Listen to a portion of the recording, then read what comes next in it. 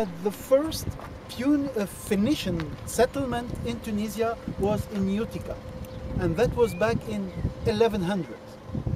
After this settlement that was successful enough, the people from Phoenicia continued going towards the western part of the Mediterranean, and they decided some years later to create a new city, and they called it Carthage.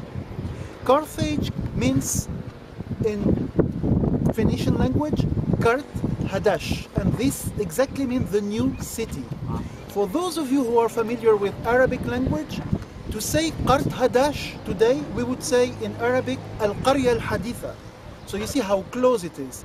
For those of you who are close to Hebrew, for example, you would say Qiriyat Hadath, and that's also very close. Semitic, Hebrew, and Arabic are three languages that are very close one to the other, that are having the same roots.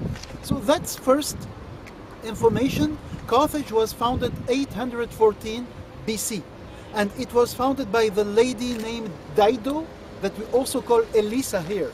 And incredibly, what happened to Dido was the fact that she was probably the first person in the Tunisian history to burn herself, because she didn't want to get married with Yarbas, who was the king of the Numidians living here before she came, and then she decided to burn herself. Some of us know about her meeting with Aeneas, but as you know, this meeting was impossible by history because they didn't live in the same time. But Virgilius made it possible in order to write his Aeneid. So these are two first informations about Carthage, but I would like to add something quite important. Carthage has been destroyed at least 3 times. The first time we all heard about it, it was with the Third Punic War. And I was hearing somebody talking about the salt being spread on top of it, so it will never come back. And in fact, it was done. And I just would like to tell you a little story about that. It happened in the Roman Senate, and they had this important discussion about the future of Rome.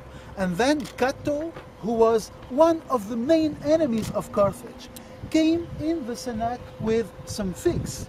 Some super fresh figs, and he said, "Folks, look at the figs. Where do you think they come from?"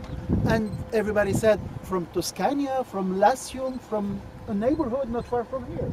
And then he said, "No, it's coming from Carthage." So these people are so close to us.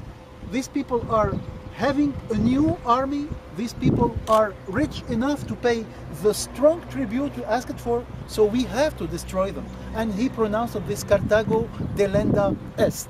And so the Roman armies came and destroyed Carthage after the Third Punic War. But then, and that's the important statement, we had a new Carthage being built. The Carthago Nova that was built by the Romans. This one itself was destroyed by the Vandals. And then Carthage remained as a ghost town. When the Arabs came, they continued the destruction because they used Carthage as a quarry. And therefore, we don't have much. And the few things we still have are not Phoenician, are not Punic. This means that they are not belonging to this civilization that was created by the mixing of the Phoenicians and the Numidians who are living here. No Phoenicians, no Punic, but not early Roman that we call Roma Vitus, but new Roman, Nova Africa. And that's the important thing. All these cisterns, for example, are from the 2nd and 3rd century.